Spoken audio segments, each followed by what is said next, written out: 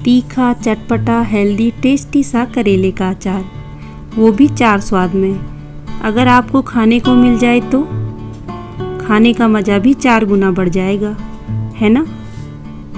जिसे करेला खाना पसंद है उसे तो ये पसंद आएगा ही, और जिसे करेला खाना बिल्कुल भी पसंद नहीं है, बस आप एक बार उसे इसे चखा दो तो वो भी अपने आप को इसे खाने से रोक नहीं पाएगा।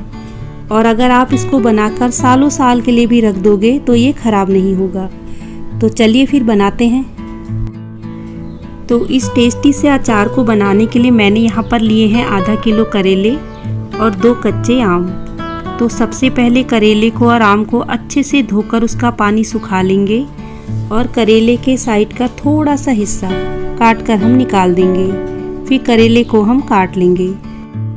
तो जैसा भी शेप आपको पसंद है उस शेप में आप इसको काट सकते हैं। उसके बाद नमक हल्दी लगाकर लगभग आधे घंटे के लिए करेले को हम रख देंगे ताकि करेला अपना सारा पानी छोड़ दे। और ऐसे ही हम आम को भी काट कर नमक हल्दी लगाकर रख देंगे। मेरे हाथ का बना अचार खाते हुए मेरी बेटी अक्सर मेरे से बोलती है, मम्मी आप अचार तो अच्छा बना लेती हो, पर आपके अचार में वो बात नहीं जो नानी के हाथ के बने अचार में थी। बात तो सही है, पर एक समय ऐसा भी आता है जब ये सब चीज़ें हमें अपने लिए खुद ही बनानी पड़ती हैं। और जब मैंने पहली बार अपनी मम्मी को अपने हाथ का बना अचार खिलाया तो मम्मी को लगा शायद मैं कुछ भूल गई, और अब मैं कितना भी सोचती हूँ तो मुझे याद ही नहीं आता वो क्या था। तो अगर आपको भी लगता है कि मैं कुछ भूल गई तो आप मुझे बता सकते हो, शायद मुझे भी मेरे सवाल का जवाब मिल जाए। तो करेले को रखे हुए लगभग आधा घंटा हो चुका है और करेले ने अपना सारा पानी छोड़ दिया है। तो अब क्या करेंगे, हल्के हाथों से निचोड़कर इसका सारा पानी निकाल देंगे। इसके बाद करेला बिल्कुल भी कड़वा नहीं लगेगा। मेरे मम्मी और पापा हमेशा ही साथ में अचार बनाया करते थे। कुछ काम पापा करते थे, कुछ काम मम्मी करती थी। फिर जब पापा चले गए तो मम्मी अकेले ही अचार बनाती थी। पर जब मम्मी 80 प्लस की हुई तो मुझे लगा अब मुझे भी अचार बनाना सीख ही लेना चाहिए। मम्मी कब तक बनाएगी। अब करेले को निचोड़ने के बाद जो पानी बच जाएगा उसको हम फेंक देंगे और करेले को लगभग आधे घंटे के लिए पंखे की हवा में सुखा देंगे। इसी तरह से हम आम का पानी भी निचोड़कर निकाल देंगे और आम को भी पंखे के नीचे लगभग आधे घंटे के लिए सुखा देंगे। पर जो ये आम का पानी है इसको फेंकना नहीं है। इससे हम खट्टी दाल, सांभर, रसम कुछ भी बना सकते हैं। पर ध्यान देना है कि इसमें पहले से ही नमक और हल्दी है, तो थोड़ा ध्यान से डालें। अब बनाएंगे अचार के लिए मसाला।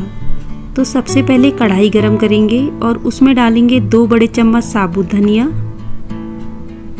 आधा बड़ा चम्मच जीरा, 1 बड़ा चम्मच सौंफ, 1 बड़ा चम्मच काली वाली सरसों, 1 बड़ा चम्मच पीली वाली सरसों, आधा बड़ा चम्मच अजवाइन और आधा बड़ा चम्मच काली मिर्च।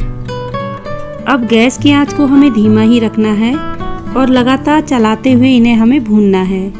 तो ज़्यादा नहीं भूनना है, ना तो कलर चेंज करना है, बस हल्का सा भूनना है। जैसे ही इनमें खुशबू आने लगेगी हम गैस बंद कर देंगे और इन्हें एक प्लेट में निकाल लेंगे, क्योंकि पीसने से पहले हमें इनको ठंडा करना है।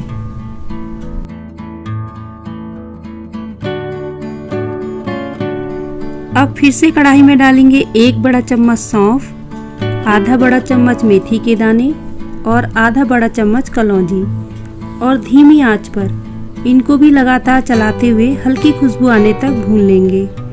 फिर इन्हें एक प्लेट में निकाल लेंगे और इन्हें भी ठंडा होने के लिए रख देंगे। पर इन मसालों को हमें पीसना नहीं है, क्योंकि इन्हें हमें साबुत ही डालना है।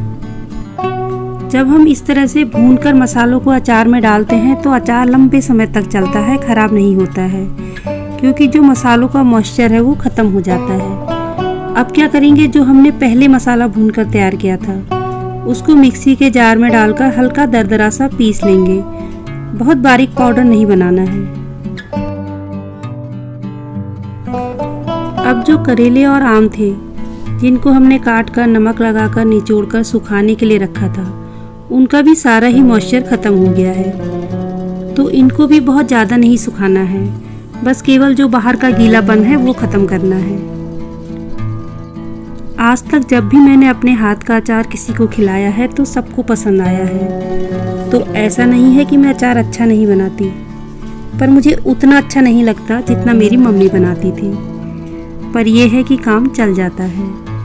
तो यहाँ पर अब मैंने कुछ मोटी वाली मिर्च ली है, लगभग 13 या 14 होंगी, और इन्हें भी अच्छे से धोकर इनका पानी सुखा लिया है। अब इनको भी हम काट लेंगे। तो मैंने सभी चीज़ों को लंबाई में छोटे टुकड़ों में काट कर लिया है। साथ ही मैंने लिया है थोड़ा सा अदरक, और इसे मैंने एक बार छीलने से पहले और एक बार छीलने के बाद धोकर इसका भी पानी सुखा लिया है। और काटने के बाद मिर्च और अदरक को हम लगभग 15 से 20 मिनट के लिए पंखे के नीचे छोड़ देंगे, ताकि इनका भी जो बाहर का मॉइस्चर है वो ख़त्म हो जाए। तो जब भी मैं अचार बनाती हूँ तो छोटी छोटी बातों का ध्यान हमेशा रखती हूँ, ताकि अचार खराब ना हो, और मेरी ये कोशिश हमेशा ही सफल रहती है। इसके बाद लगभग 1 कप सरसों के तेल को हम अच्छे से गर्म करेंगे, फिर उसे हम ठंडा करेंगे। तो इतना ठंडा करना है कि हम उस पर हाथ लगा सकें, बिल्कुल ठंडा नहीं करना है।